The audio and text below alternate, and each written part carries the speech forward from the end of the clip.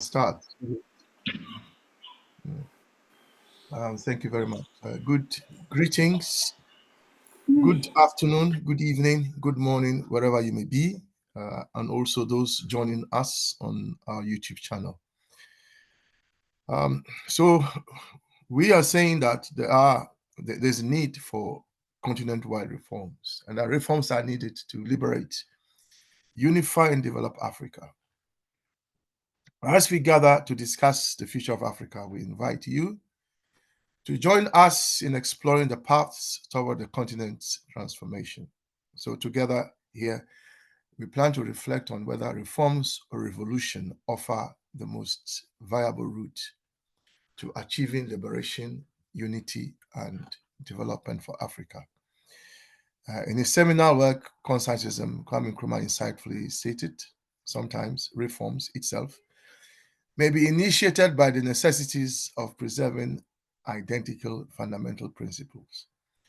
Reform is a tactic of self-preservation. Now, this perspective challenges us to critically evaluate the role of reforms in advancing Africa's collective goals. In other words, are reforms sufficient to dismantle the vestiges of colonialism and neocolonialism? Or do discussants here think that a revolutionary approach is required to achieve true sovereignty, unity, and development?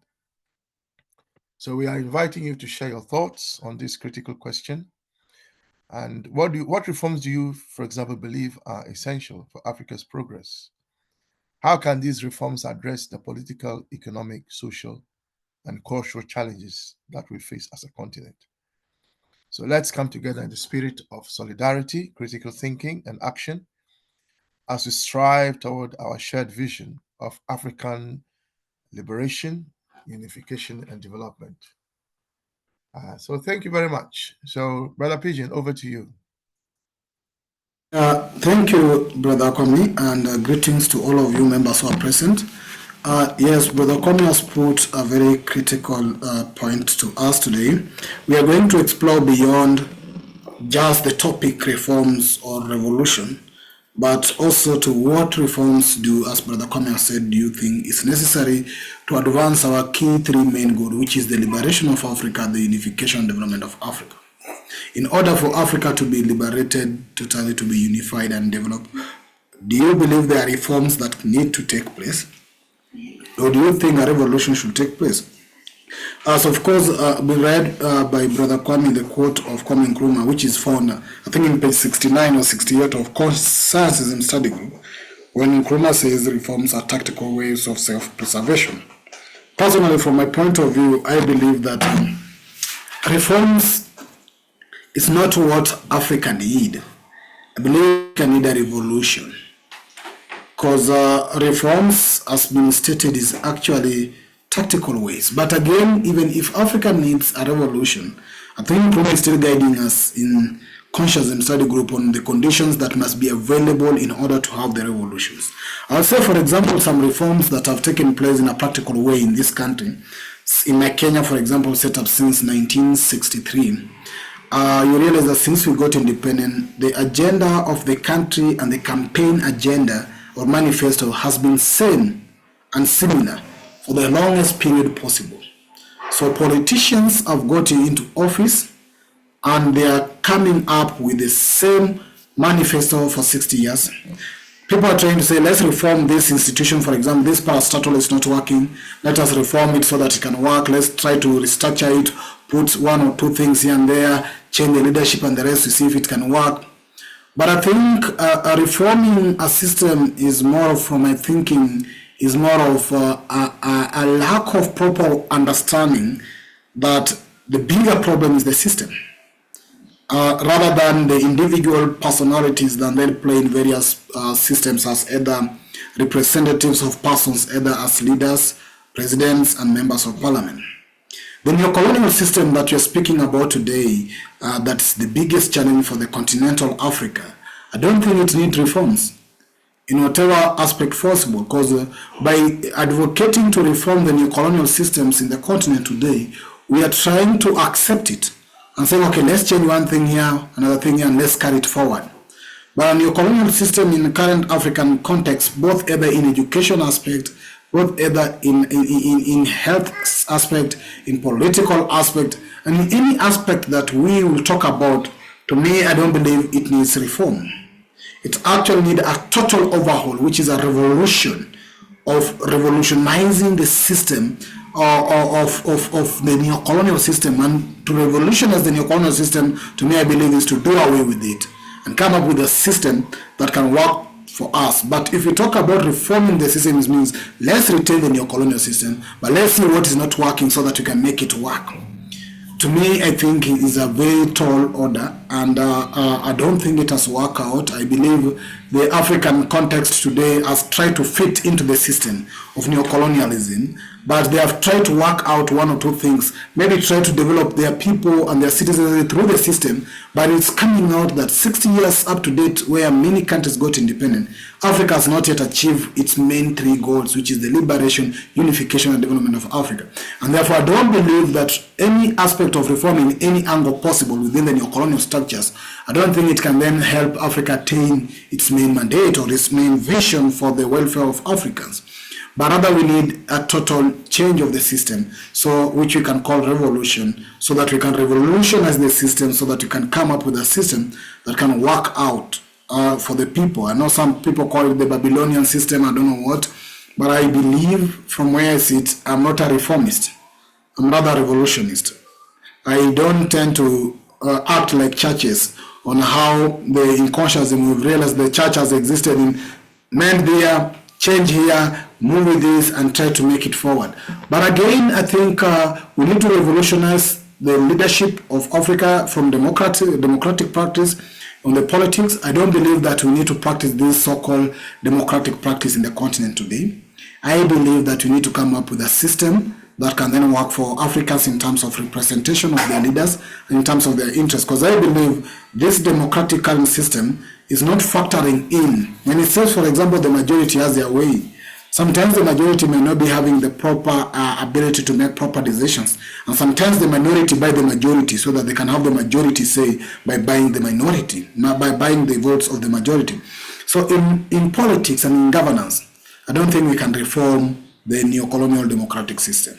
In education, I also don't think the same, because people have come up with a new curriculum. For example, Kenya came up with a new curriculum in the education sector called the competency-based curriculum.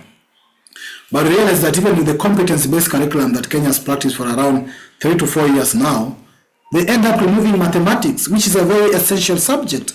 So you are reforming an education system or curriculum from the 844 system that we had before to a competency-based curriculum system, but then what you do, you remove mathematics, which is a fundamental subject. So you're trying to fit something, and I believe that by the aspect of somebody starting to move towards making a reform, you already understand that there's a problem with the system. But what you don't want to do, you don't want to totally overhaul the system. What you want to do is repair the system. And repairing the system can only give us a short service. Then over a period of time, you'll go again and repair, because those are punches that are building up. So you'll keep on repairing and repairing and repairing until I don't know what time. But rather, I believe that you just have to do away with that and buy a new car if possible, so that you can save on repairing, because those repairing and reforms are also very expensive if you calculate the long-term aspect of how it comes in. So this is my introductory part of this. On another angle, it may not be in line with what other people say, but this is my introductory thinking in regards to reforms as far as Africa is concerned. So I don't know if I'm the chair, but I think Brother Kwame, you'll be the chair. If I'm the chair, let me know so that I can go ahead with other members who are present here.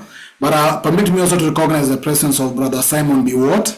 Simon B. Watt, Brother Kwame, if you can remember, he was part of our team in the Solidarity for Haiti, and Simon B. Watt is a legendary athlete from Kenya. He's run for Kenya, and I think he has won various medals during the international and world marathon. So welcome, Brother Simon B. Watt as well. Thank you very much. Thank you. Brother Kwame, can I go ahead with the chairship?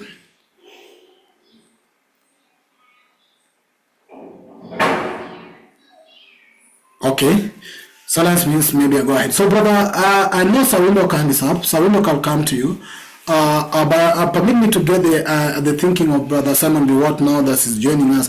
Brother Simon Biwott, you having been in the field of athletics for long, this is not an interview, and you've seen how athletics run, for example, in the continent or even outside the continent. Do you think the system of athletics or the structure and the leadership, the funding, the practice, and what we do as other athletes in various aspects, do you think that there's need for some reforms, or do you think that it should be revolutionized so that we come with a new template on how we can do athletics in as far as Kenya is concerned, the African is concerned, or even the world is concerned, if that athletics will have to help us to unite, liberate, or develop our country or our continent? What do you think, Simon? Okay, thank you very much. I can just speak from the perspective of athletics. And what I can say is that you will realize that athletics has been babysitted for a long time by the Western world. And here in Africa, I think the leadership have done very little. If we talk of these major marathons, you will realize that they are in major cities of Europe, America, and other continents.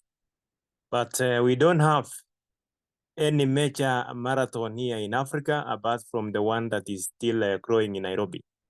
So you will realize that African leaders have not channeled the necessary resources to sports, especially athletics here in Africa. So there is a need that we either do a complete reform or revolutionize the same way you have said. There are many things that are crumbling as we speak. There is the issue of doping that now is a headache to many athletes here in Kenya, whereby an athlete has to be tested many times before he goes to a race. And you realize that even if he misses those tests, sometimes he's banned, not because he has used enhancing substance, but just because he has not been located where he's training. And you realize that majority of the athletes here in Africa like to train in remote areas, in the forests, whereby the environment is still clean. So there is a lot that needs to be done. But apart from that, you will realize that there is a lot that also we can learn from the sport, because I think the sporting event can normally unite Africans. We have seen here in Kenya, even during those post-election violence, wherever an athlete or athletes goes for victory, all Kenyans unite to cheer that champion, and they forget about their ethnic backgrounds and try to cheer one another. So we can see that sports has a great potential to unite Africa. But the leaders in Africa are very busy looting this nation, or these countries of ours. They are interested in accumulating resources to themselves, but they are not building the social units that we realize. I think, Mr. Binpin, if we can take the example of Kenya, I think the only time that we realized that devolution was moving the right direction was between 2002 when Honorable Kibaki came in. We saw that resources were going to what you call project management committees. But right now, resources have gone again to the central government. You find that people at the crown are only spectators, but the big guys are busy giving themselves contracts and pretend that they are doing some projects, which in real sense, they are not even enough resources. Those few resources are being smuggled to individuals. So even what we call a democracy here, I think we need to rebrand it, to call it a different name. I can say for Kenya, we have what we call a hybrid, maybe democracy in terms of looting and accumulating. But nobody thinks about his brother as an African. So there is need for the African leaders to change completely so that we can move forward and have even that time to unite. Thank you. Thank you, Brother Simon. That's Brother Simon giving us his perspective in regards to reforms or revolution from the sports. It's very clear from what Brother Simon is saying that sports have the potential for unifying the people of Africa.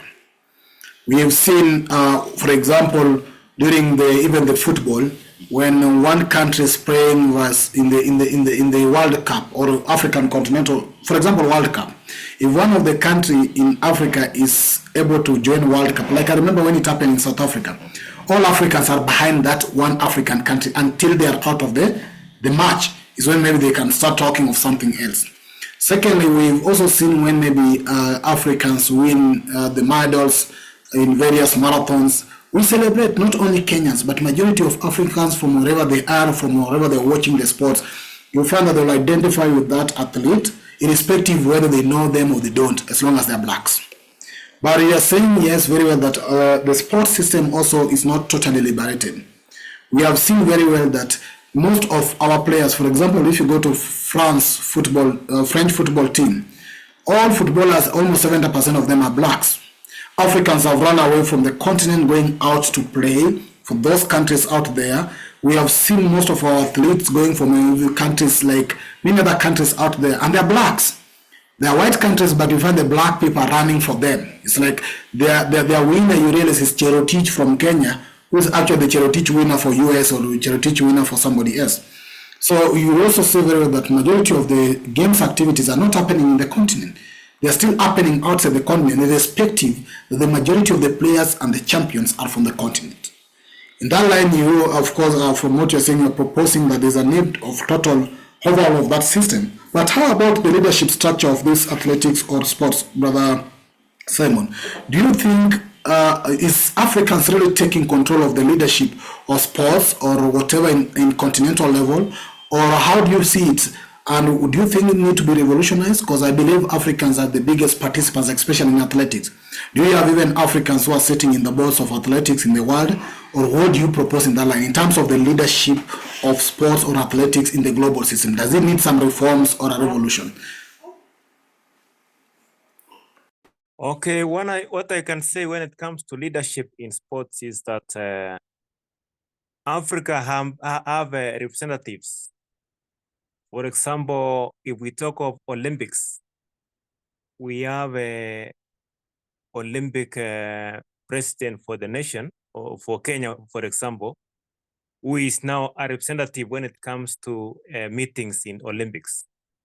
But the only challenge is that these institutions has remained the same it was just from the beginning that Africa got independence. I was expecting that by this time, the local Olympic Committee should be having even a committee at the national level, whereby the sportsmen are allowed even to be part of that committee, so that they can advise these representatives who are representing them in the Olympics or other international bodies. But you realize that you only pick an individual who is out of touch of other sportsmen, and sometimes what they discuss there is just for self-interest, but not for the development of the sports in Africa. You realize that in Kenya here we have very many Olympians, but how many camps has been developed by the Olympic Committee, despite having many resources? We don't have. There was only one at a time, but I think it was closed when we are supposed to be increasing those camps so that we can develop the young talent. So I have said that the leadership that is being seen in the political class have again spilled over to also we manage our sports here in Africa. So we need to capacity build in terms of leadership and governance before even somebody is being elected to represent, because you can be a representative when you are taking nothing to that table that is being discussed, sports and even resources being shared.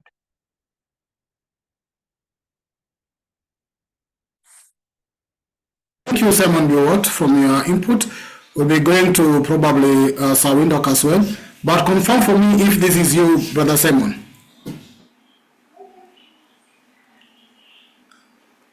You are noted. Can you unmute yourself? Yes, that is me. With the Kenyan colors, I was in Edmonton where I won the silver.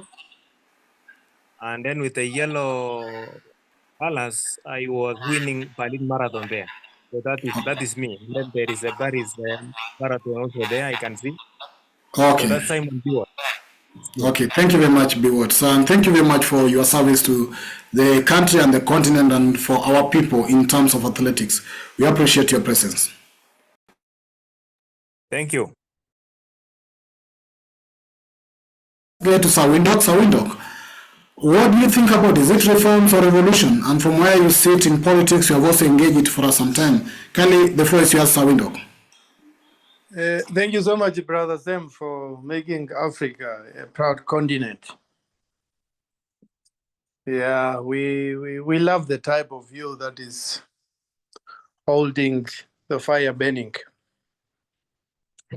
As far as I'm concerned, Brother Pigeon, we cannot talk about reform or overhaul.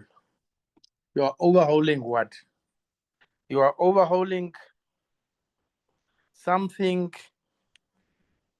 that was working before, and now it ceases to work.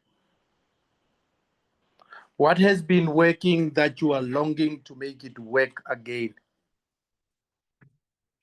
So the African Union, OAU, has been now around for how many years? Over 60 years? No, the OAU ended sometimes back before 2000. The AU came around early 2000. That is exactly the overhaul.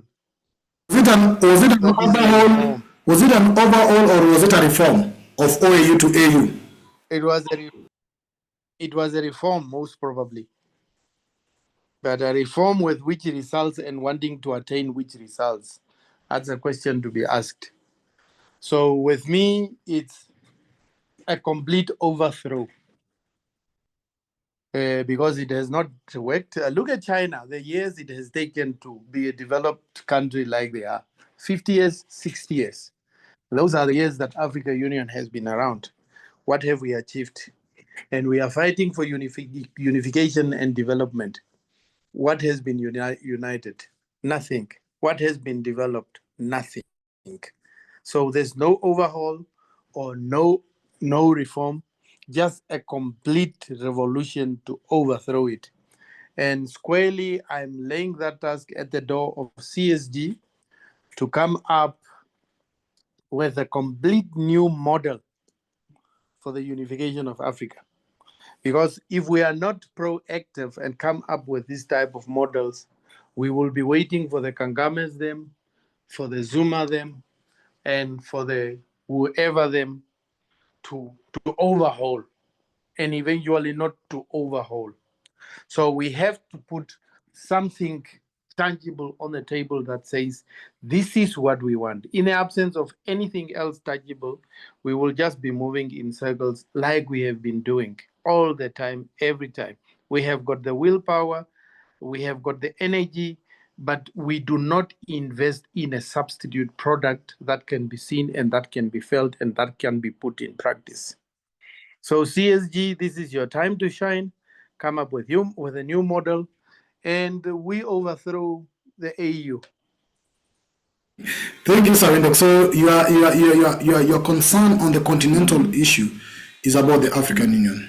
To you, your biggest point of concern is African Union, and what you are feeling is that African Union do not need any reform. It needs a revolution. It needs just a complete overhaul. And you are free to say that. I think sometimes back, Brother Kwame had come up with a concept. I think he still has it. Brother Kwame had designed a thinking behind coming up with a new model of controlling the continent, which he then called the United Nations of Africa, rather than the organization of the African Union, but the United Nations of Africa.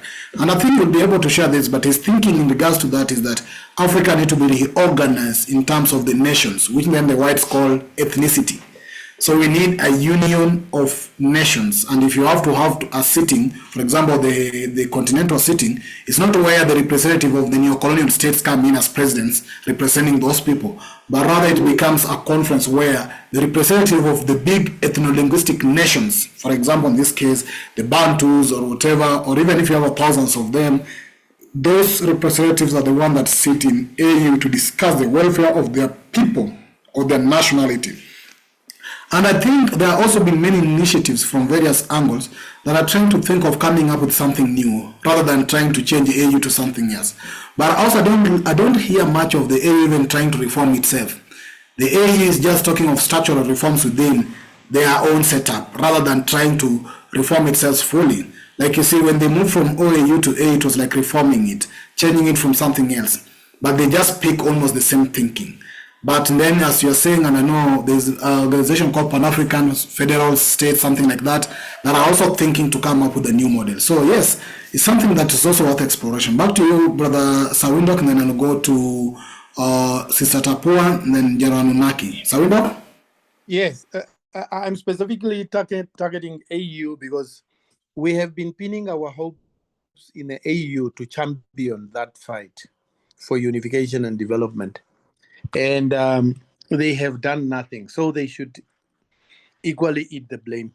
And for so much as the AU does not have an influence on the municipal laws of the different states and countries, there will be no movement in the right direction. If AU cannot dictate to states that your education system must be geared towards attaining this, or your security defense policy must be streamlined in which fashion in order to achieve what, then we will be at square zero all the time. And for so long as AU cannot wield any influence on any African territory, then we don't have anything to pin our hopes on. Thank you, Sawindo. Thank you. Talking of education, you're taking me to Sister Tapua. Sister Tapua, you've been in education for a while, either as a professional or in practice. You've done it in various levels, either outside the continent, you're now in the continent. What is your take in the total education setup in the continent? And do you think it really requires reform or a revolution? Sister Tapua, but you're free also to share any other topic you want to discuss on in regards to reforms or revolution. But I'll be interested to get your thinking in regards to education, being in that field for some time now. Sister Tapua? Right. Thank you. Hello, everyone. Yeah, I've been thinking about education, and I've been thinking about how to revolutionize education, because education is a tool. It's a tool that was used to turn Africans away from being African, so that we became pliable to supporting the colonial system. So what we now need is an education system, a revolutionized education system that focuses us on Ubuntu, because based on the centrality of the philosophical ideas of Ubuntu, we need to have that driving everything that we do. And the only way to do it is to make sure that our education system starts focusing current Africans and future Africans towards Ubuntu. Because without that, then what are we designing a curriculum for? In other words, if we're just reforming and putting patches on the education system that's been left us, Because I think I remember someone saying in one of the meetings that I've attended that Cambridge certification is so popular, but it's redundant. It's taking us back into the system that is used to colonize us and to just take over our very being. Because I was interested in how, for example, the colonialists managed to sow this seed that has continued to drive us even after we've declared ourselves independent. What the colonialists did was take the children, put the children in school, alienate the children from their own culture. And it takes me to Chinua Achebe saying things have fallen apart. They've taken our brother, and it is our brother who is spearheading the fight that we're going to have, who's spearheading the fight against us.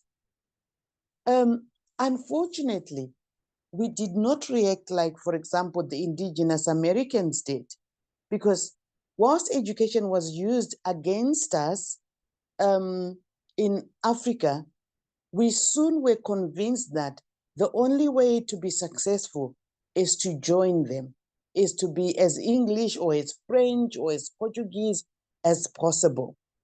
But if you look at the history of Canada and the indigenous populations in Canada, when any of their children were taken, they would not accept them back.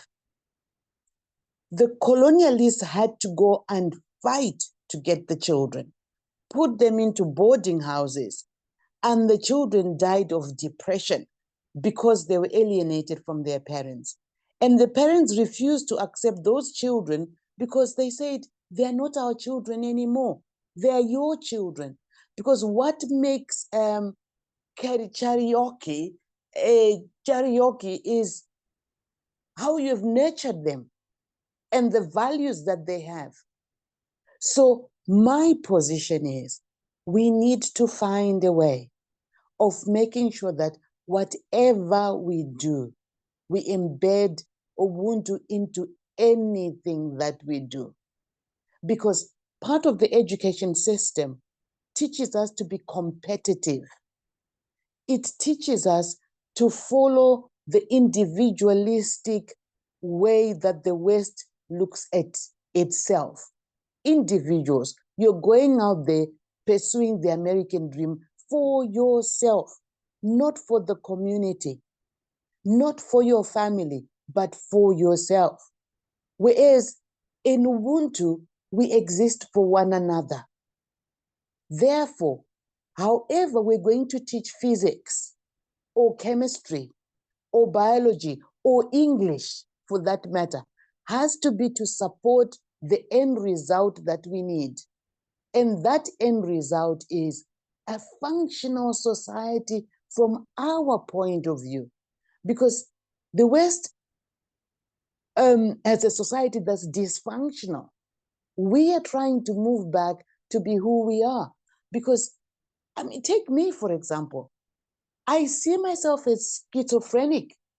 Because if you put me in one context, if you put me amongst the English, I become English.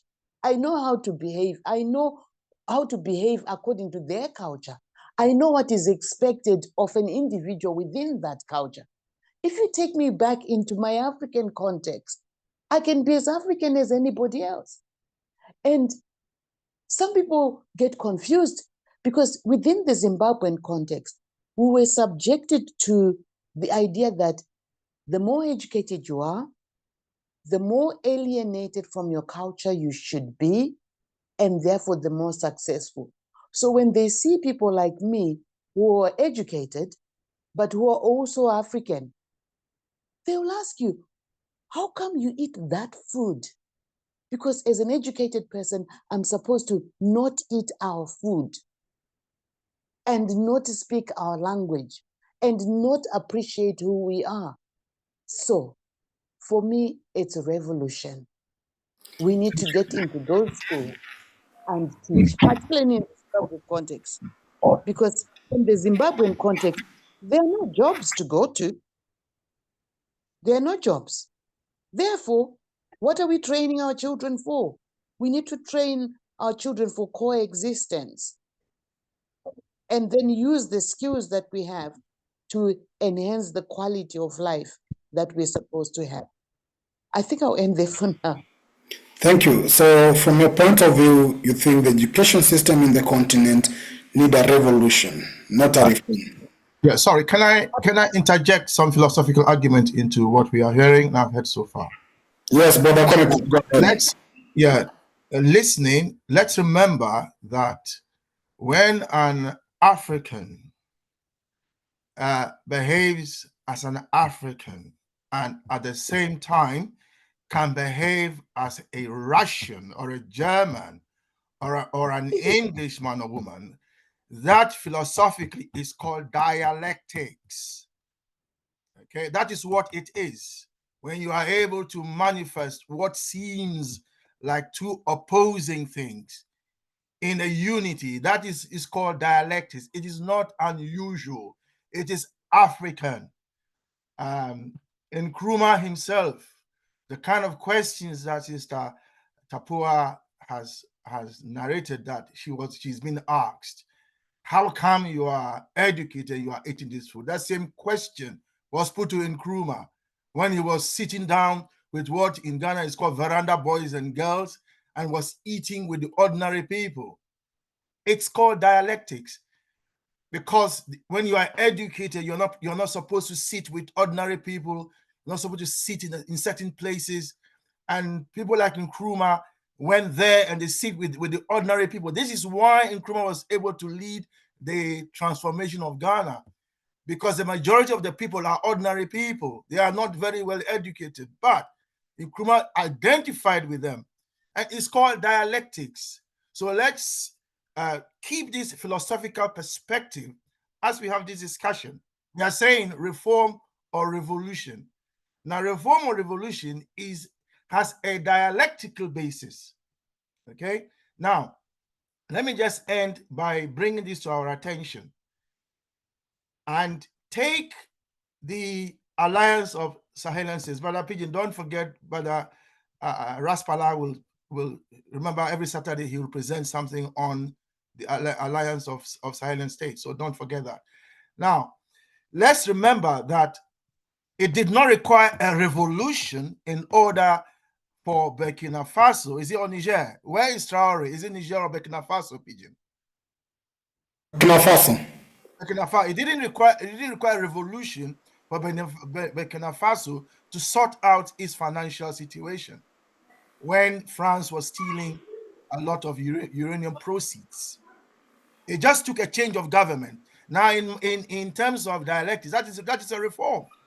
They just reformed the government, and then they were able to change things. And now, Burkina Faso is reaping the rewards of its own resources. It didn't require revolution in the sense we some of us are thinking about it.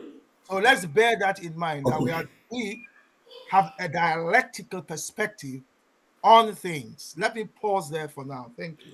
Okay, thank you, Brother Kwame. But I'd like to ask you, what did it take to Traore to be a president? Was it a reform or a revolution for him to be a president before even he transformed the economy? Yeah, they reformed the government. So no, before he got in to be a president, the process of him getting in, was it a reform process or a revolutionary process? It's reform. They just reformed things. That's what it was. I mean, the armed forces that was there, it was the same armed forces.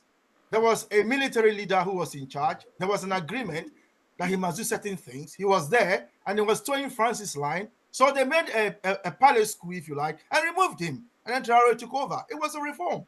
It wasn't a revolution. So let's just be clear. I'm saying that dialectics is at play here. Okay, so when we say revolution, let's be clear what do we mean by revolution? By revolution, we mean a change in the fundamental principle of society. Now, the African society's fundamental principle. So the fundamental principle. No, allow Brother Kwame to finish, then somebody can come in. The fundamental principle of African society hasn't changed Didn't change under colonialism, didn't change under neo-colonialism. What happened? They imposed a principle on us which we never accepted. The fundamental principle of Ubuntuism is still in Africa. Yes, it didn't go. It's just been, if you like, covered by foreign principles trying to suppress the African people. So what I'm saying is that let us keep in mind the philosophical position and the ideological position that it is dialectics. It's being dialectical. Thank you. Thank you. I'll allow Sister Tapua right to come in, Brother Windock's right to come in, but make it brief so that I can proceed with other members, please. I wanted to interject on what Brother Kwame said. Okay, go first and then Sister Tapua. Sister Tapua, allow us to go first for maybe a minute. We'll come in. Okay, thank you. That's all Sorry, right. Sister Tapua. No. The situation in Burkina Faso, was it an agreement that you did not do ABC? You are going out now, and he voluntarily stepped out. I think he was coerced into stepping down. And once there is coercion, it gravitates and borders very closely to being a revolution. That's how I understand it. Thank you. Just like finish. Like Robert Mugabe, like what happened to Robert Mugabe. Sorry, thank you. Okay, sorry for interjecting. I thought you had finished, but hope you are finished. Yeah, okay. Thank you, Sister Tapua. Come in. Yes. I'm of the position that what happened in Burkina Faso was a revolution. I'm looking at it from this point of view. We had France with its paws all over Burkina Faso for years, and the people couldn't breathe. And the fact that the people were able to rise, go to the French embassy on a day-by-day basis in numbers to pressure France to leave, and then to come up with a leader who was able to put that into practice and get him to leave. For me, I'm looking at revolution as the driving out or change, total change. This is a total change because the guy refused to pay France. The guy refused to pay homage to France. France was lost. France had to try and find some other places to. Okay. Right. So it's a revolution for me. Okay, thank you. Thank you. I'll read the philosophical explanations here, but I see you can read it. But I'll not allow this conversation. I'll allow the members to come in. We can have a conversation on whether what's going on in Sahel is a reform or a revolution. That one we can have on another session. But permit me just to read what is said here. Of course, it's very clear that they say that I've asked what is the difference between reforms and revolution philosophically. And if you see in my side screen on side future, which is of course an AI generated, it's saying philosophically, reforms and revolution differs in their approach to change. So the difference is in the approach to change. Reforms aim for increment, adjustment within an existing system. So reforms retain the system, seeking to improve it gradually. Philosophically, this often aligns with the belief that the inherent goodness of a system, or at least its capacity for positive evolution. So reformers believe that the system should not be done away with. We can just improve it as we move on gradually. While conversely, revolutions advocate for fundamental, often rapid, systematic change. This frequent stem from a philosophical critique of the existing order, viewing it as inherently flawed or unjust, necessitating a complete overhaul to achieve a more just and ideal society. The philosophical underpinnings shape the strategies employed, the envisioned outcome, and the ethical justification for the actions taken. So briefly, that's the brief differences philosophically in terms of reforms or revolution. So reforms is retaining some elements of the system, You are not doing away with the system, you think it's okay, so you only try to improve it or maybe amend one or two, but revolutions come from the level of understanding that the system is flawed and you want a new system to come in. So whether that fits to Burkina Faso being reform or a revolution, we can discuss that in the next class, if you permit me. So allow me to go to Sir General Nunaki. General Nunaki, of course, I will request you to start by giving us update of what's going on in Burkina Faso as you do, but you have been in agriculture for some time. You practice agriculture, you do your land things. In agricultural aspect of the continent, Brother Nunaki, do you think we need a reform or we need to revolutionize it? Brother Nunaki, and feel free to start with giving us updates of what's going on in Sahel, but you can even go ahead and even share with us even in the politics of South Africa where you are. Do you think it needs a reform or a revolution? So, Raspala, please go ahead. Raspala, Deranunaki. Yes, son of the lake. Blessed, my brother. Blessed. I don't know if I heard you well on that last statement. So I'll click in. Can you No, repeat the last part? Yes, I'm brother. requesting you first to update us of what is going on in Sahel, as you always do. Secondly, I'll ask you to give us your thinking in regards to you being in agriculture for long. You have practiced agriculture. You've set up even a group about agriculture. Do you think the agriculture of the continent requires a reform or revolution? And lastly, in the politics of South Africa, where you are coming from, what do you think? The South Africans need to reform it or revolutionize it? Go ahead, Raspala. Okay. Give thanks, my brother. Give thanks.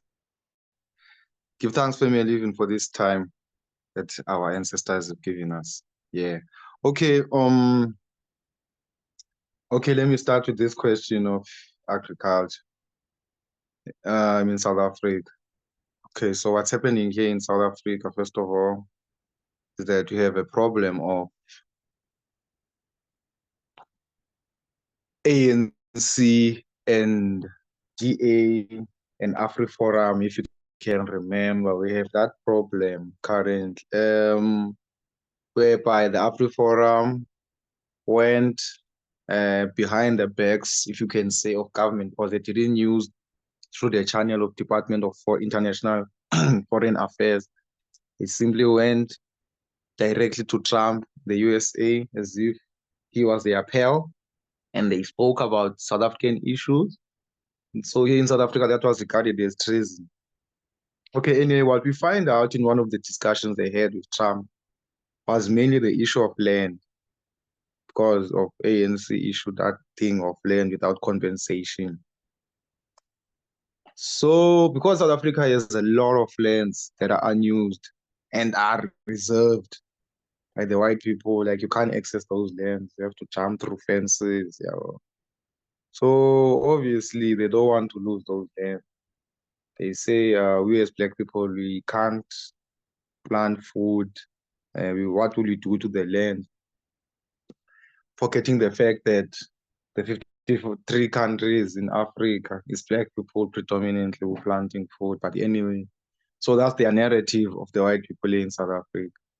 So now with the issue of land is that now what's happening is that because the white people own about 90%, if I'm not sure, here in South Africa, of the agricultural products, most of the black people are the working class when it comes to agriculture here in South Africa. It's not like they're in other African states.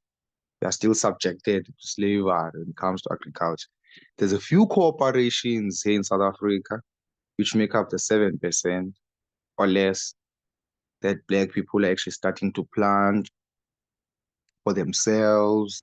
But even there, we had a meeting last week with one of the local governments. And there's a lot of issues with black-owned banks or CPIs, which is corporate bank institutions. There's a lot of problems we're having there. Obviously, on my side, it's a sabotage from the deep state because they can't afford to allow black people here in South Africa to have their own black bank. But obviously that's not on the official documents. So the issue of agriculture in South Africa is still very bad, my brother. There's no good news I can give you about agriculture in South Africa. It's white people who benefit. Now No, moving to sorry. the issue of No, AES. Brother Spala. So now then, Brother Spala? yeah. Now, based on that situation of what's going on in South Yes, Africa brother. in terms of agriculture, do you think it should be reformed or do you think it should be revolutionized? Yes.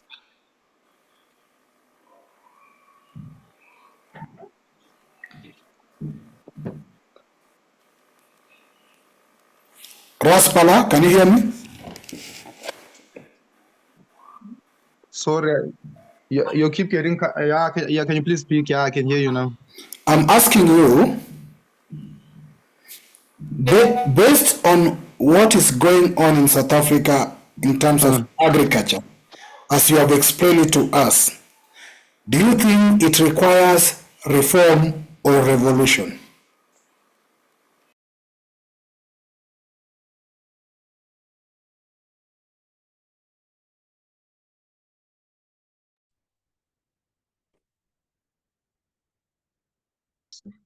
Just pass that question. It's a difficult. Okay. Okay, so Raspala, go ahead with the other updates that you wanted to give us. Please go My ahead. brother, I'm back. Sorry, my brother, I'm back. What was your question? Now, just go ahead with the updates you wanted to give us. I'll add the question in the chat. Oh, okay. Sorry, man. It's network. I had to switch off from Wi-Fi to mobile now. Okay. So I was saying, basically the latest update from previous last week of AES was that AES has basically concluded the exit from ECOWAS. Because you remember ECOWAS gave AES 6 months. You see, actually, I can see.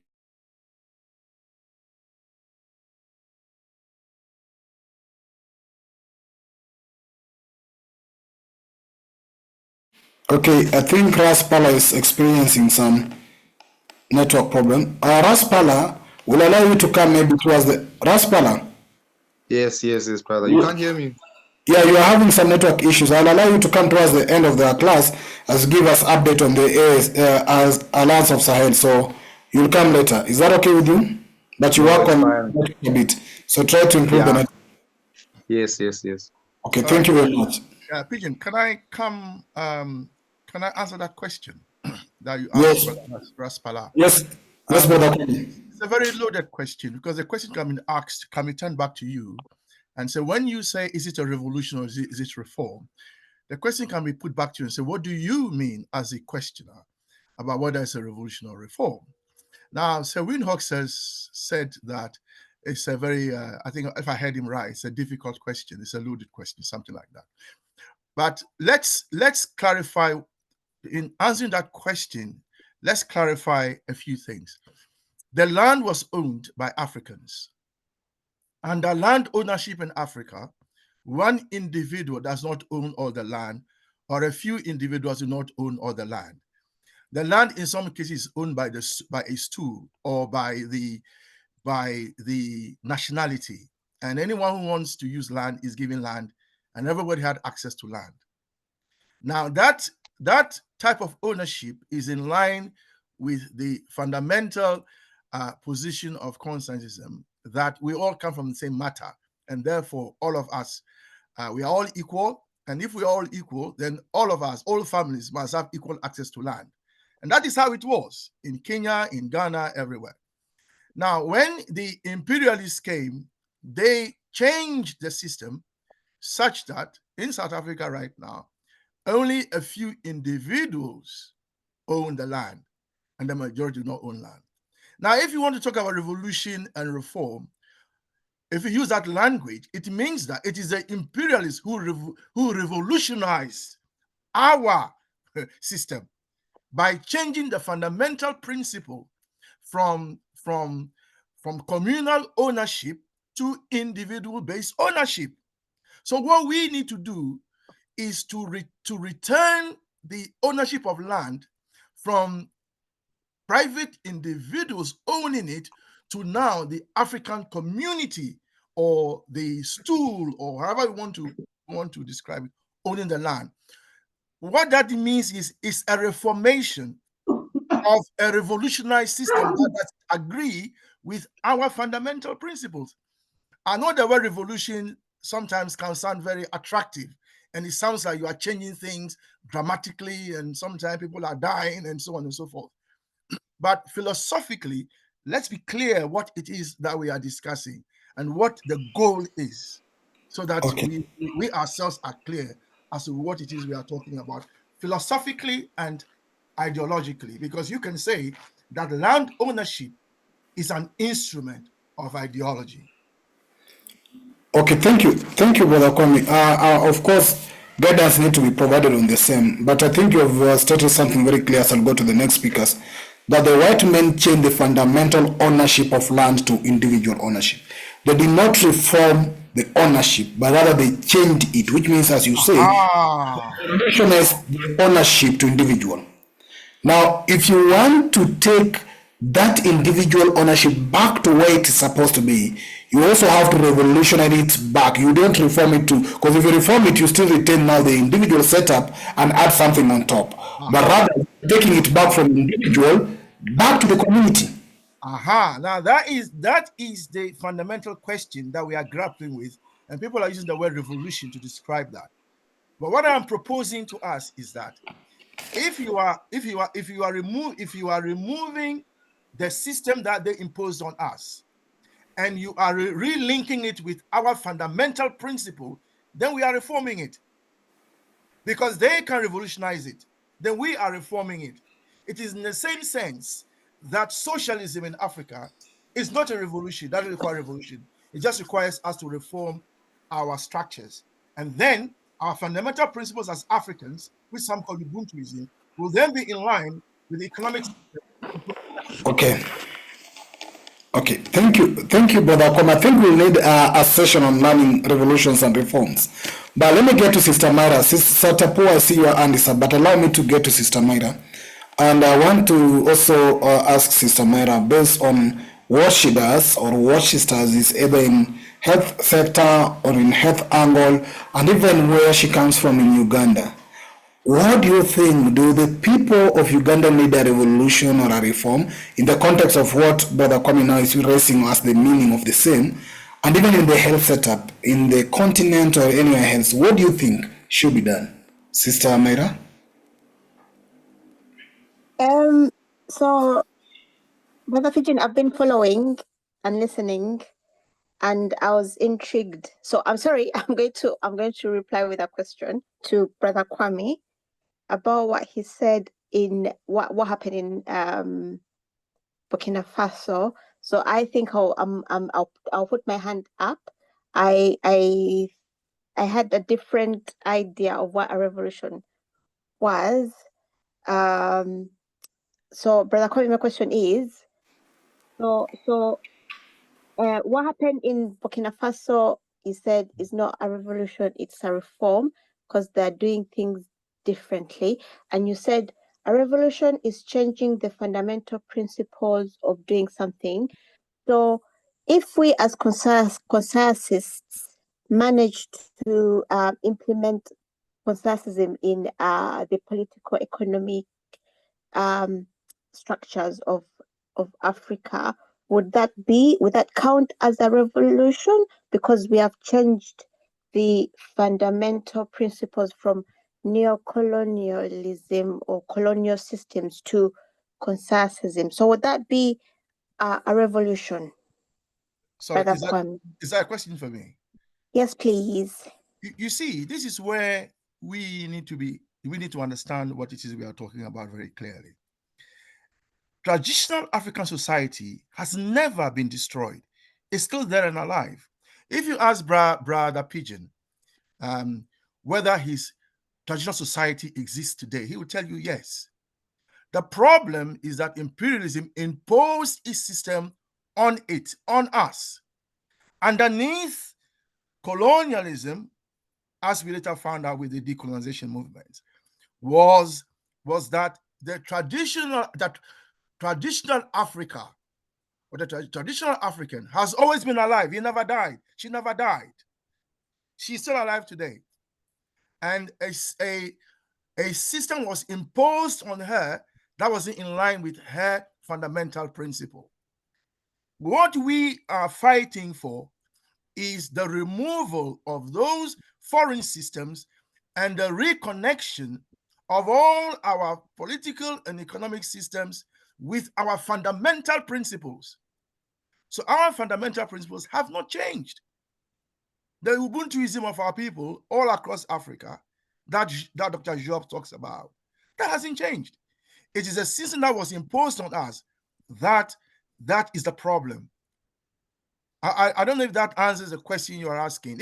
If you look at Burkina Faso, if you think about it this way, the Burkinabes are, if you like, Ubuntuists. In other words, they want a society in which all Africans are taken care of, in which our children go to school, in which people live civilized lives, in which people have work to do, in which you build hospitals, not mosques all over, and so on and so forth.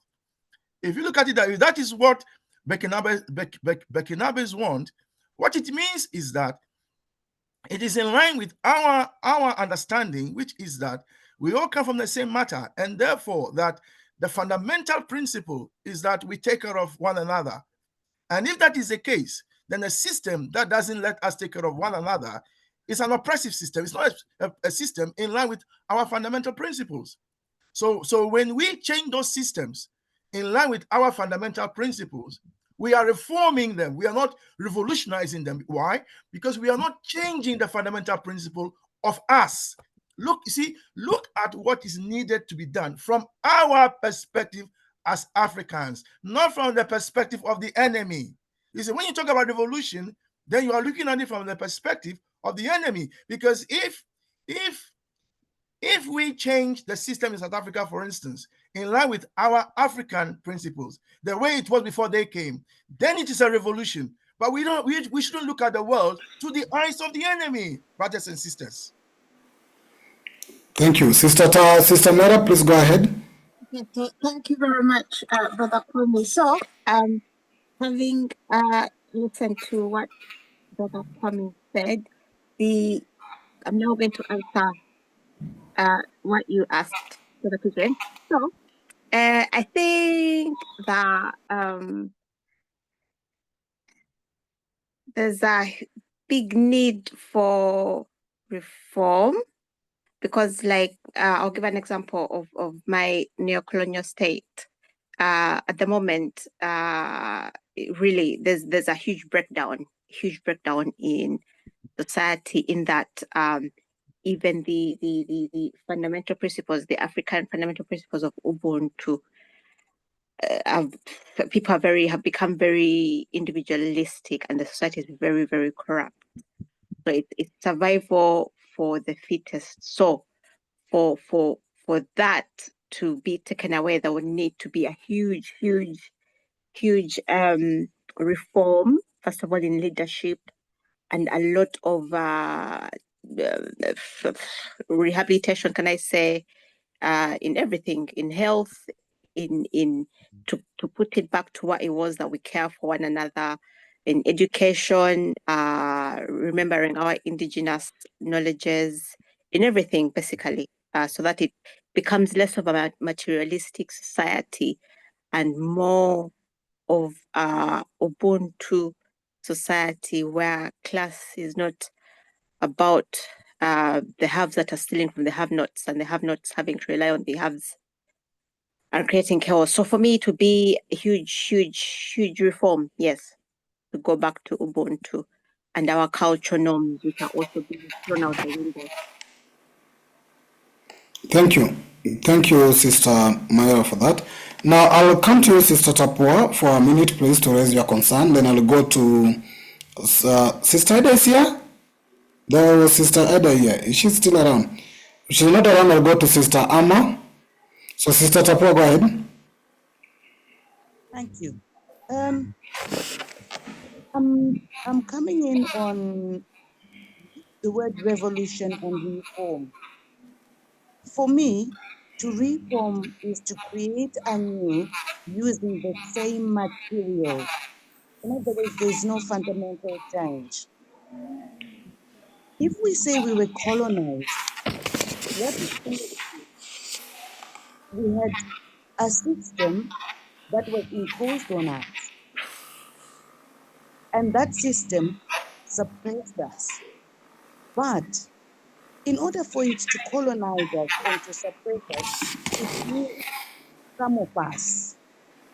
So I'm always wary when we're saying we Africans survived with Ubuntu, because it's very clear that some of us have not. Some of us are siding with the colonialists. They've become part of the new colonialism. I'll give you an example. And this is why I argue that we need a revolution in terms of land use.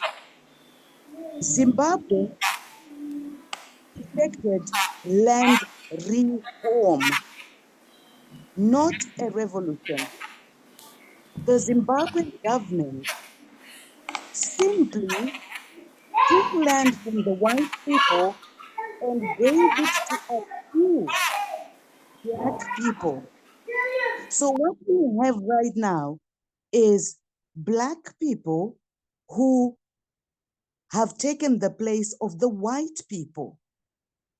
We still have the system that the white people imposed on us. And right now, my heart aches when Africa celebrates Zimbabwe as Zimbabweans as having taken over the land, because we have not. The majority of the people in Zimbabwe are landless. The majority of the people in Zimbabwe still live in those reserves that were created by the white man. So we need a revolution. What the Zimbabwean government here did was a reform. Simply removed one master, replaced the one master with the other, because of fundamental philosophical misposition. Because there is no country here. They are thinking of themselves. If I give you information that's in the public domain, the daughter of the previous leader, in the process of expecting a divorce, produced in court that she had 27 farms. 27 farms. Okay. Of the situation where there are people who are landless, who have nothing, who are still in the overcrowded reserves. So to talk about reforming, no, we don't want to reform. Make them revolutionarized. We are going to revolutionize, return it back to what it was, change it, totally change it. Thank you very much. Okay, thank you.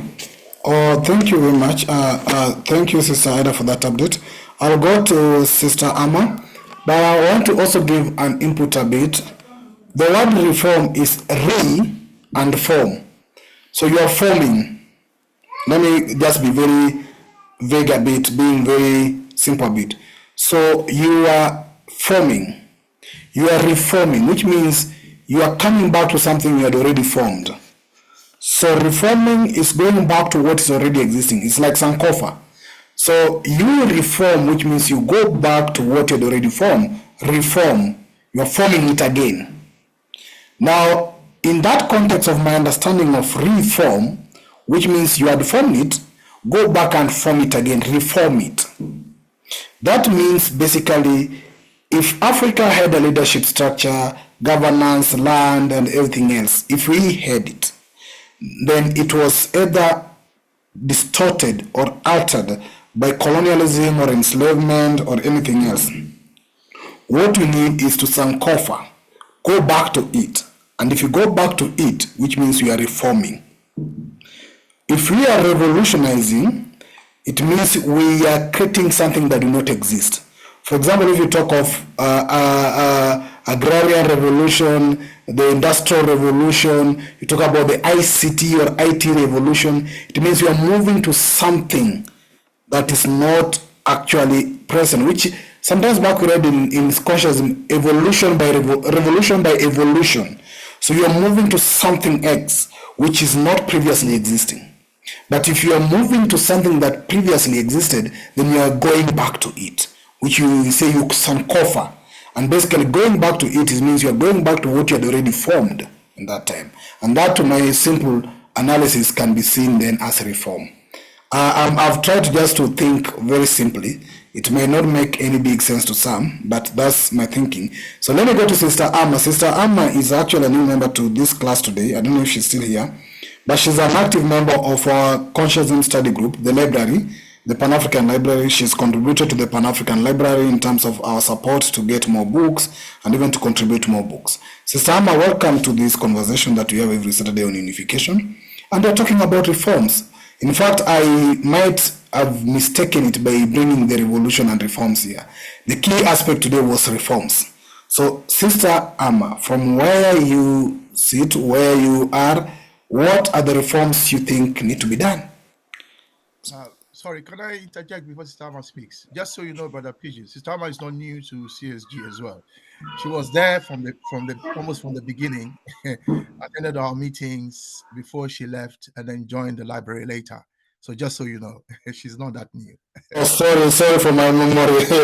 Let us maybe have mistaken that. Sorry, Sister Amma, for that. But please come in.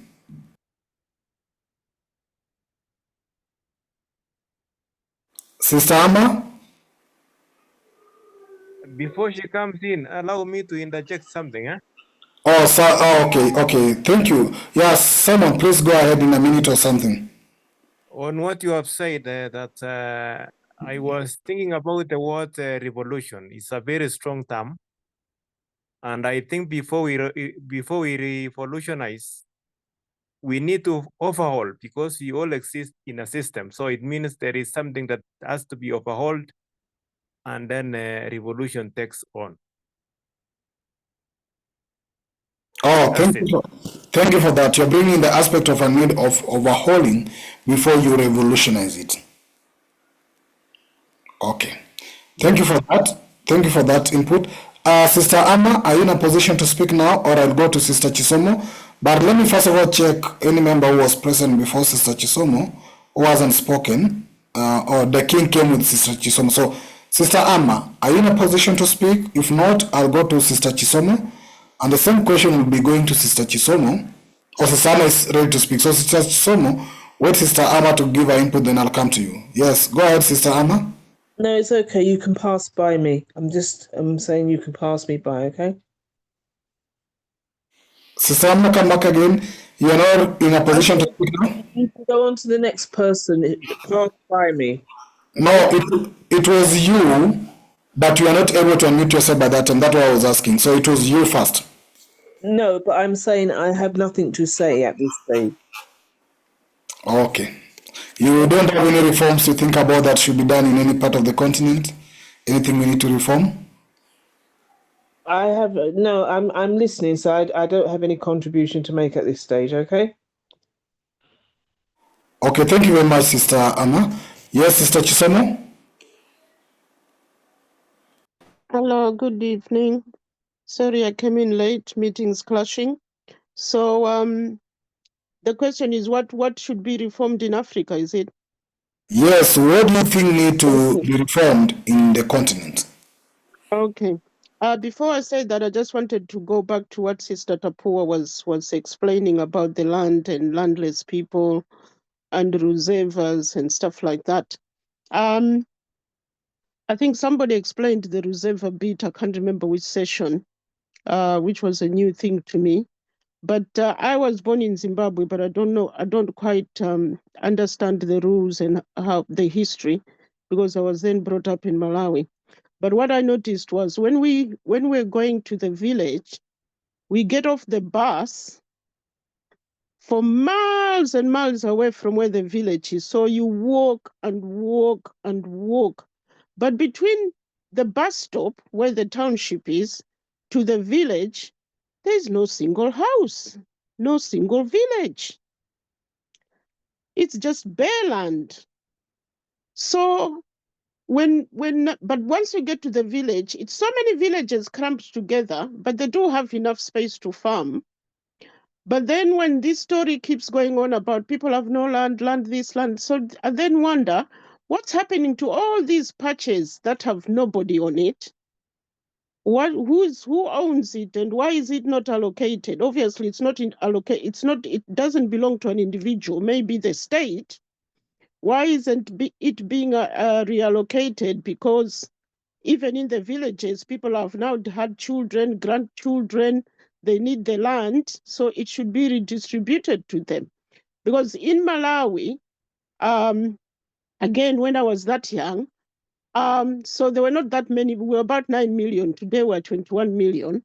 But what would happen is if we, this is in town, if you have, even in the villages, if you have your house here, and there's land surrounding you that's not allocated to anybody, you just farmed it. So there was no bare land. If you find a bare patch, you can just start farming until it's allocated. And then at the time, we didn't think of applying for this land because we could just farm anyway. But now it's being reallocated to different people and different developments. So you lose your farm that way because you never registered it or you never applied for it formally.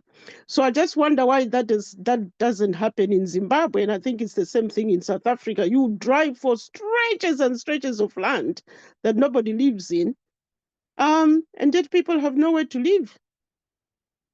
If anybody has an answer to that one.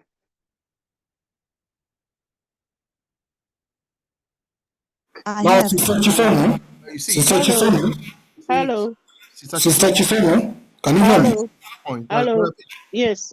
The point Sachizomo is making takes us back to the reason why the Europeans decided to confiscate our lands, and in the name of the crown, because the argument was that we either did not have papers for the land, we couldn't prove ownership, or that the land was no man's land.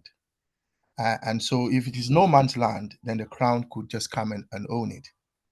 And if we recollect the history, it took some West African lawyers from Ghana who formed what was then called the Aborigines Rights Protection Society.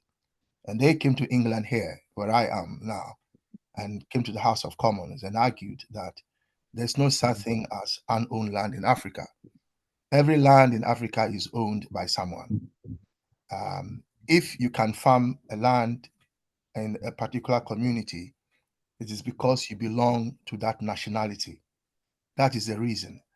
If you come from a different nationality and you go to another nationality, normally you would go to the chief's house or see the elders of the town to ask them to give you a piece of land so you can stay there. And that is how it was. But the idea that the land in Africa is not owned by someone, the Rights Aborigines Rights Protection Society argued that that was not the case, and they won the case. And the problem, or the challenge, or if you like, the tragedy was that the principle that they established in England with the British Parliament and with the Crown was never extended all over to East Africa. And as a result, that principle in Kenya, for instance, was maintained. Whereas if the British were just people, if they had a sense of justice, they would have then extended that principle to the entire continent and say that actually what the West Africans have argued applies to the entire continent. So we cannot be owning vast tracts of land in Kenya or in South Africa or in Malawi or wherever. Thank you. Thank you, Brother Kwame. Permit me first of all to check if there's any member who hasn't spoken. Is Sister Ida with us? Sister Ida? Can you share with us, first of all, what do you think need to be reformed? or if there's anything we need to be reformed before I go to other hands that are up. Well, I think that Sister Chisomo has just brought up a good point. But I know that even in places like Ghana, you go to places like the land office to register things, and it would seem that people in the land office are in cahoots with other people to get other people's land. I say this, and don't sue me for saying it, but that is what it would seem. And I think that a lot of the land that maybe she's talking about, we need to be looking at the big plantations in Africa that are owned by colonial institutions, and see if, because personally, I think that there's enough land for everybody in Africa to own a certain amount of land. And if it's not worked, then it should go to other people who can work it, not necessarily increasing their land, but people who are landless. I don't think it is right that there can be so many people who are landless and who haven't got anywhere to grow. I think that seems very wrong. That their only avenue is to, if you come from farmland where you're not making enough money to live, that you go to a city, or that you send your daughters to cities to go and carry goods for other people. It can't be right. Therefore, I think that land, I've always thought land is a big issue, and it's something that even children should be able to have a little bit to grow so that they learn. You don't, why should we send our children to schools for them to take cutlasses that then the school teachers will sell or whatever, but they don't learn how to actually grow things?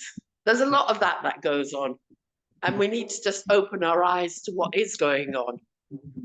And I think try to change issues to do with land. Thank you.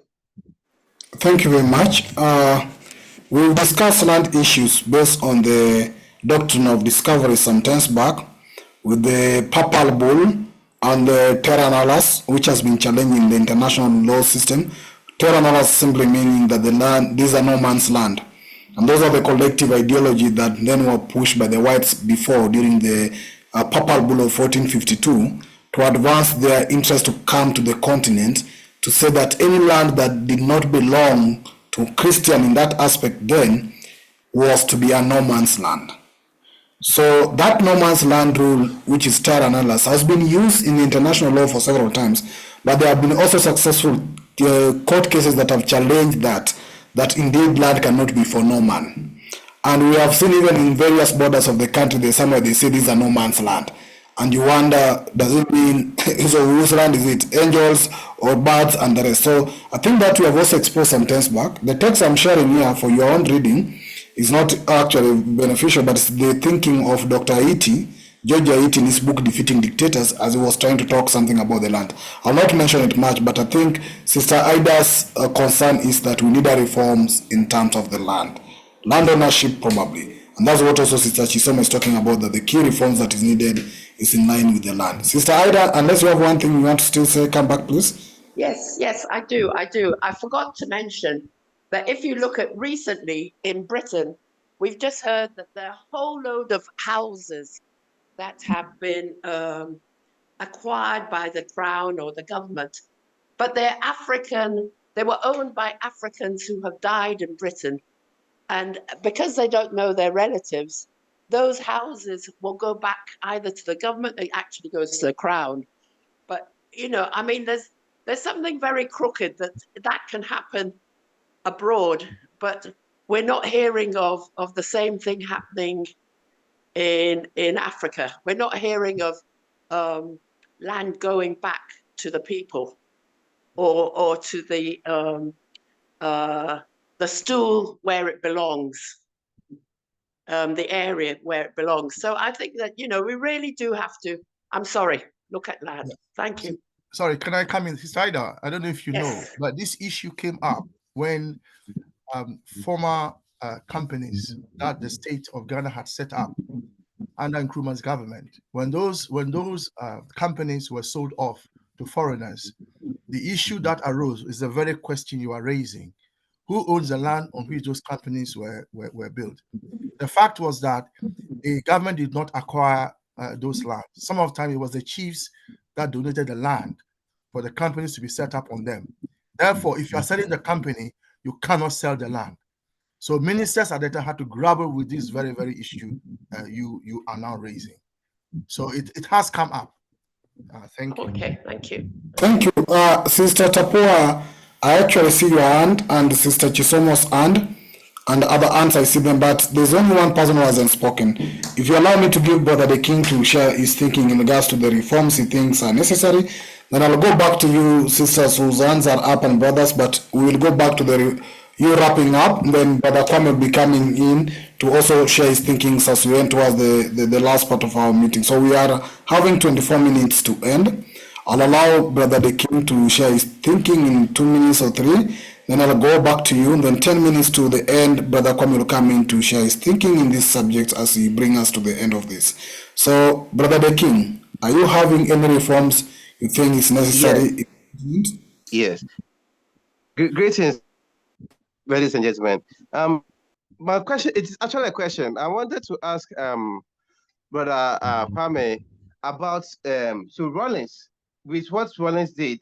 Can we say Rollins was a revolutionary person with his what he did contribute to the country, or as in whether he did it right or wrong? Can we say he is a revolutionary person? And the other leaders as well too, Nkrumah, or they are reformists? Yes, this is what I am encouraging us here to rethink when we use the word revolution for. Revolution is a very attractive word, and sometimes when it's being used in the sense that there's been a change. But when we say revolution, what it means is it's a change in the fundamental principle of life, or of how things are done. And where things are changed in line with that fundamental principle, it's called a reform. And I like the way that Vision put it, in the sense that it's like a sankofa. You are going back to the way it was before somebody came and changed it through whatever means they use, whether it was through a gun or whatever. So the question we need to ask to answer your question is, what did Rawlings change fundamentally? If you look at it from that point of view, then it was not a revolution.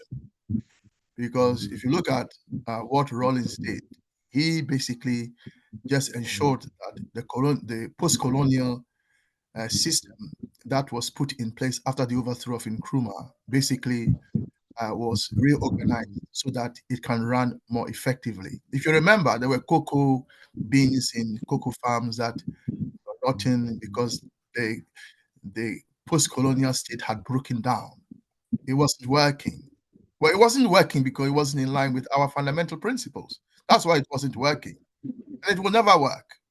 You hear again and again that people saying that the state is in trouble. The state will always be in trouble because the states we have in Africa are not our states. They are impositions. So for the sake of time, the answer to your question, Brother the King, is that there was no revolution under J.J. Rawlings. But the reason the military courage revolution is for some of the reasons that we are hearing even in our meeting here, because there's been a change. But for the military, the reason maybe they call it revolution was because, if you recall, the problem that they had with the problem that the Rawlings group had with the military was that the military was never meant to take over civil leadership. The army is not for government. No army has been set up to be the government. The army have their role in society, but they are never meant to replace a government. And the annoyance of some of the, if you like, Nkrumahs in the military, because remember that Nkrumah got a lot of young people to enter the military with the sense that at a certain time they will take over the entire military of Ghana, because when we had independence, the military that was there was a colonial military. It wasn't an African military. The leadership were British and so on. You know that history. So for them, what they mean by revolution is that we are returning the military to what it should be traditionally. And so they executed all those military leaders who took Ghana, who took the military into government, the Afrikas and so on. They just, you recall, they killed them all because they said they were responsible for tainting the military. So it's in that sense that they call it a revolution. A revolution in the sense that they had removed what the military leaders had done against the Ghana army, which should never have been the case. Primarily, if you go back, the removal of Nkrumah from office. They should never have done that. So that's the answer, Brother King. Thank you. Thank you. Brother King, any other input you have?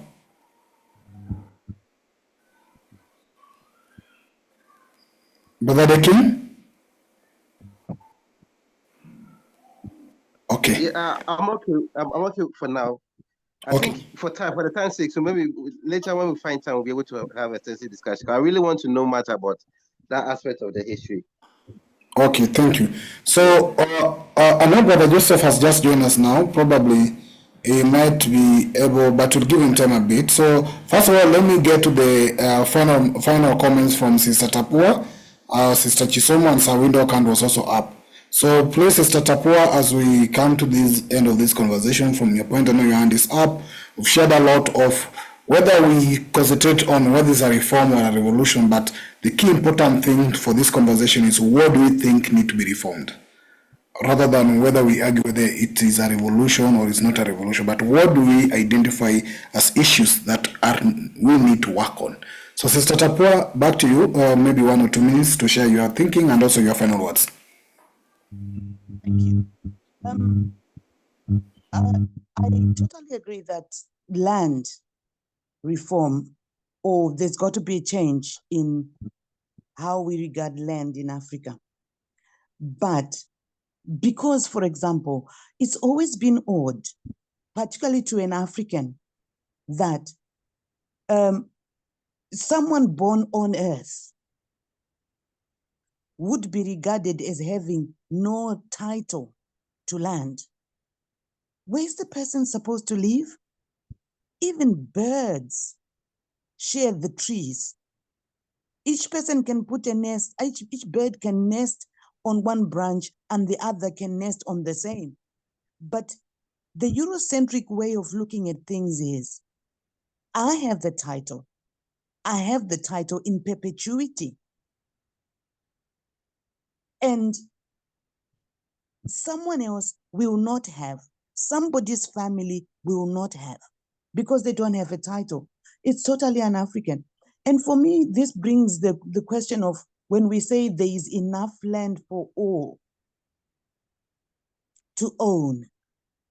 Land is supposed to be owned for your lifetime, not to pass on to the next generations. It's supposed to be embedded in the understanding that anybody who's born on earth is entitled to live on earth, is entitled to grow their food, is entitled to live in a space. But what we have right now is total madness. And may I also suggest that maybe the differences that we have in whether we're saying we need a reform or a revolution could be influenced by the type of colonial experience that we had. In Southern Africa, for example, South Africa, Zimbabwe, Malawi, Zambia, and so on, the white men came to settle. That's why we ended up with all these tracts of land that were empty. And the indigenous people were shoved into one corner. And when we got our independence, that was not changed. That has not been changed. What simply happened is some black faces moved into those white farms. And the open spaces are still open spaces. They're called state land. They belong to the state. And our president will come up and say, they're mine. And we had an unfortunate situation, I think it was beginning of last year, sometime last year, because naturally people would go and occupy those pieces of land that are empty because the villages are full. So the villages are expanding into state land. And the government, without explaining anything, started destroying people's homes that had been places in state land for 20 years plus, since independence. And they were not explaining why. It was only through investigation that we discovered that parts of this country is owned by Saudi Arabia. How? Carbon offsetting. Remember that animal that's called climate change, where they convinced us Africans that, oh, you still have your forests, you still have this, you still have that. Can we use your forests to carbon offset? Then we can continue behaving the way we are, polluting, but you're not supposed to chop down any tree. So when Saudi Arabia, through satellite, realized that what the Zimbabwean government had sold them, part of the lands were occupied. They then started fighting back. You have to move those people off the land because it's ours. We've paid you money to do this. And this is in the public domain, but it's secreted from the Zimbabweans. So what you have now is a situation where parts of Africa have been sold, in quotation marks, to carbon offset. And therefore, we're finding ourselves in a very difficult situation where I'm then saying, we need a revolution. We just need to change we need total change. We can't reform. Because particularly in Zimbabwe, for example, sorry, just one last thing. When I went to West Africa, I was surprised by the differences in land ownership. Part of Ubuntu survived in West Africa. A lot did not survive in Southern Africa. Thank you. I'll stop there. Thank you. But Sister Tapua, I think, yes, we need to have some conversations purely on this land thing. We've had something like that in the past, but I think we need to have a dedicated conversation on the land, especially the questions that are coming in as well. So, Sister Chisomo and Sister Ida, maybe a minute or two for each of you, please. I was just very, very surprised to hear was it Sister Tapar or was it Sister Chisomo just said about land was only meant to be for your lifetime. I've never heard that before. And I find that very interesting. I think maybe at some point we need to revisit how long people own land for, because I've never ever heard that, but it does sound like, ooh, that's interesting. Thank you. Thank you. Sister Chisomo? Yeah, no, I was waiting for Sister Tapua because I put a question to her to say, what's all this land that keeps idle and nobody seems to own it? And it's not allocated to anybody. And in addition, you see, for example, I've got an uncle, well, they're passed now, but my cousins now live on it. Those huge farms that the white people had, some black people had them as well. One of them was my uncle. It's huge.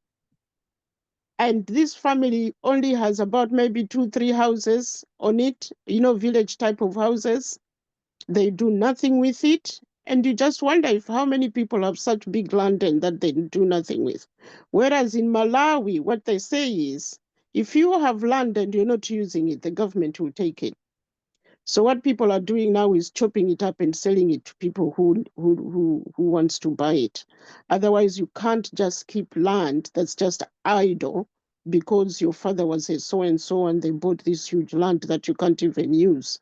So, yeah, like I said, if we see bare land, we just move in and start farming because the chiefs were in charge.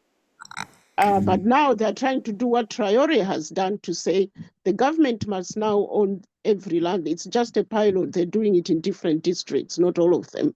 that the government must now own all the land so that it's not sold to all these foreigners.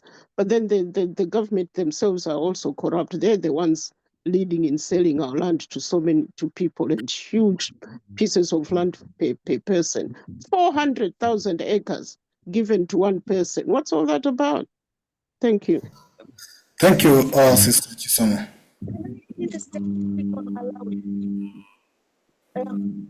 Sorry? If Chair allows me, I just want to say one thing about Malawi. Per square kilometer, Malawi has about 260 people per square kilometer. Compared to Zambia, which is about 23 per square kilometer. So we have places in Africa that are so overly populated. And I'm surprised that you're saying someone in Malawi has that piece of land, that size, when there's population density of that nature. Okay, thank you, comrades. I think as we talk, we were looking for reforms, but one of the biggest fundamental reforms out of so many talks is the land. And I think we need to look for what, then in the next conversation, what are the land reforms we want to look at? Because we agree, basically, that we had a system of land that was working. We don't need to revolutionize, like creating a new one, but we rather need to go back to that system. And I think that then fits to what we call a reform. Of course, reports are in Kenya that the first family of Kenyatta owned 500 and something thousand hectares of land, which is equivalent to almost 200 kilometers square belonging to one family. There are so many people in some other parts we have refugees in this country, almost 2 million, but somebody owns almost 200 kilometers square piece of land. But Brother Kwame, yes, come in please as we guide us towards the end of this. Brother Kwame?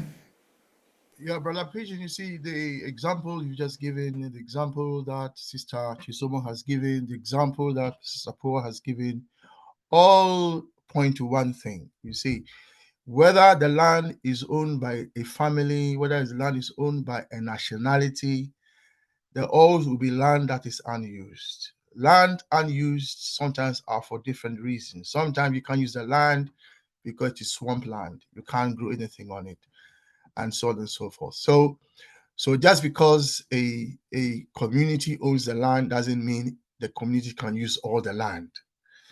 But that's a different question from the question of ownership. The fundamental principle of capitalism is that a few individuals can own land. And land, remember, is a means of production. Whether you are producing food or you are producing diamonds or you are producing towns and cities in terms of building them, it's still a means of production.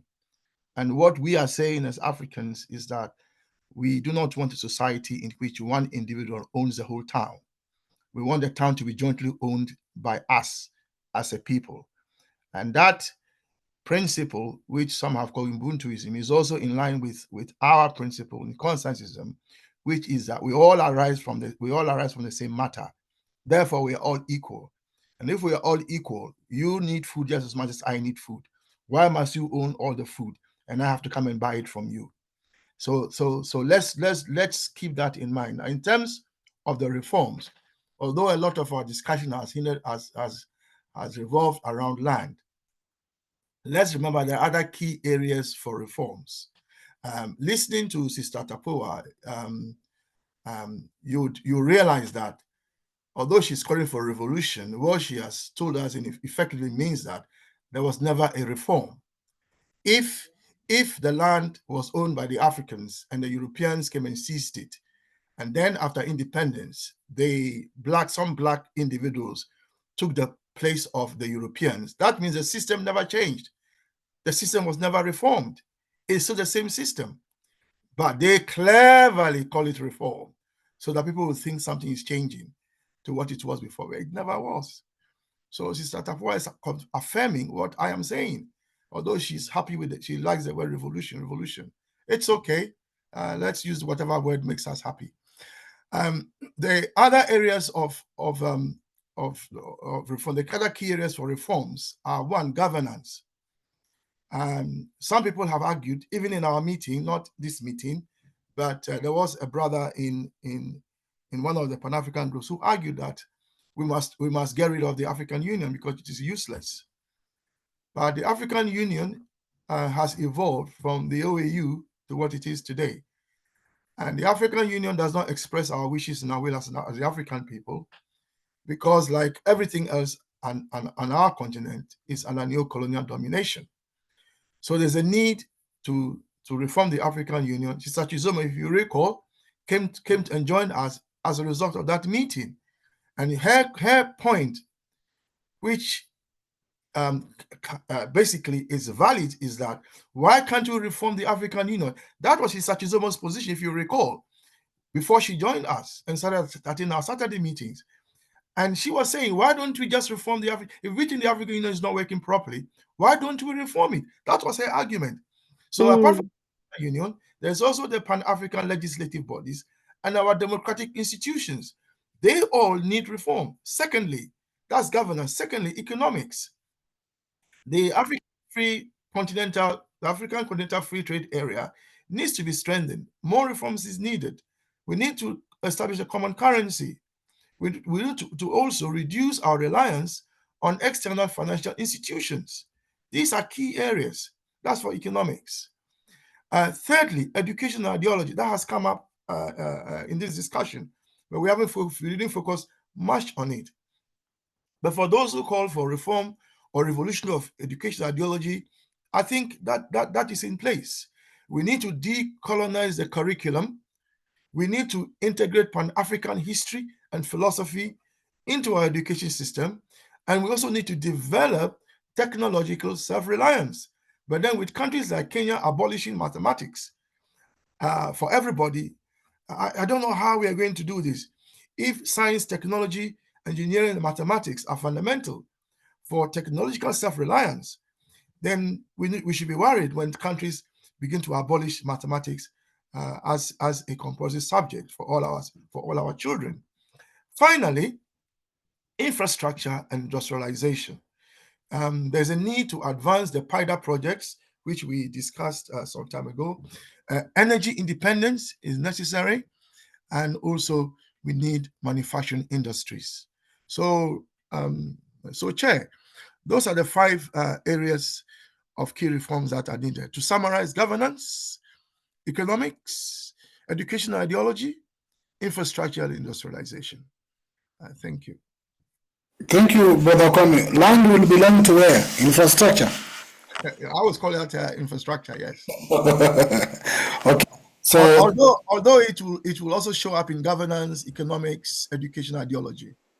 Okay. Because everything is land. Okay. Land is yeah. Sawindok, your hand was up, but our time is up. Hope you are okay to share your thinking next time. Sawindok? Yeah, sure. No problem. Okay. Brother Joseph, just say hi to members. I know you joined it, but it's good just to say hi, and as we are coming to an end. Sir Joseph? Joseph Antoine, has he left? Joseph Antoine. Yeah, we're trying to unmute. Anyway, good evening, good night, everyone.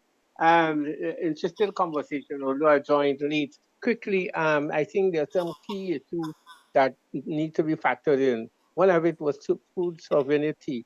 If you don't have food, if you can't feed yourself, that's a problem. But the other thing about it is that I think you need a greater conversation on land, because as Malcolm X said, land is the basis of independence, and as also indigenous people in Canada said, you cannot own that which would outlive. So we need a broader conversation on the whole issue of land. Finally, I would say, you don't need reform. What you need is revolution, which I call transformation. You need to do what Amilcar Cabral talked about, going back to that to all the good aspect of what you were denied in the past, and then working from that. I think we try to work with what was given to us, and then we complicate things. But there need to be greater conversation and deeper thinking. I said finally, I think based on what is happening in the Caribbean, people should understand that maybe there'll be war in the Caribbean and in South America sooner than later over oil. Thank you. Thank you very much, Brother Joseph. Of course, you said beyond the greetings, but it's also a pleasure for you to share with us your thinking. So, comrades, thank you. We've reached the end of our time. I want to appreciate any one of you who spent time with us. Elder Brother Simon, thank you for seeing you with us here. Thank you for what you've done in the continent, and I'm looking forward to you joining more of this of our conversation on Saturdays. And thank you to other members who have joined us as well.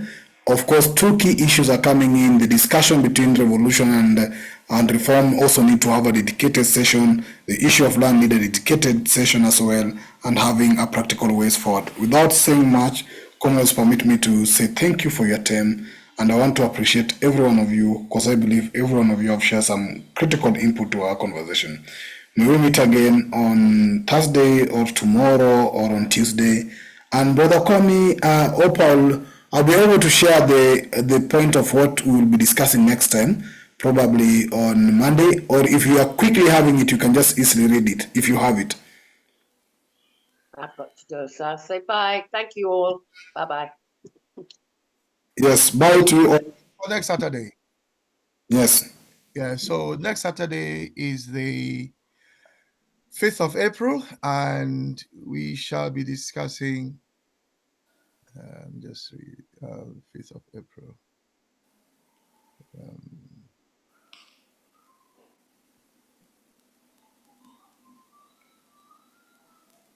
Sorry, with the 5th of April. The 5th of April.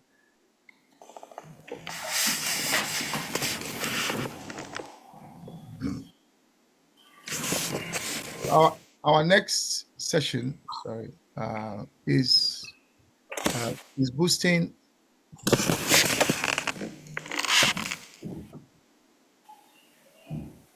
Sorry, it's continent-wide industrial policies. My apologies.